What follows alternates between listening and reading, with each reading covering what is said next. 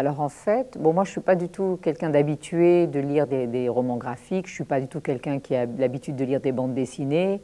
Donc en fait, c'est un peu un hasard. J'ai vu ce livre avec écrit Gemma Bovary, avec le dessin, sur le bureau de mon producteur français. Et ça a tout de suite attiré ma curiosité. Je me suis dit, mais qui est cette Gemma Bovary? Est-ce que ça joue avec l'idée de Flaubert? Ça me paraissait comme ça très, très étonnant. Et quand j'ai lu, ce qui est très particulier à Posy Simon, c'est qu'il y a une qualité d'écriture intellectuelle, comme une romancière en fait, et en même temps des dessins très précis.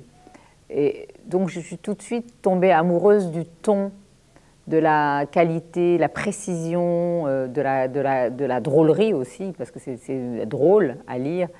Mais après, mettre ça au cinéma, c'est autre chose, c'est un autre travail. Oui, après, c'est une transposition. Ce qui est compliqué, c'est que dans un roman graphique, les personnages sont forcément un peu caricaturés, ils n'ont pas d'épaisseur humaine, ils sont drôles, il y avait des répliques drôles, donc il fallait arriver à donner de l'ampleur et de la chair, en fait, à cette histoire. Comment créer les personnages pour qu'au cinéma, ils soient complexes, ambigus, drôles, mais aussi en même temps en dessous, avec des choses cachées. Donc c'est un autre travail, en fait. C'est une réinterprétation du sujet. Mais ce que je sais, en tout cas, c'est que je n'aurais jamais mis en scène Madame Bovary, ça jamais.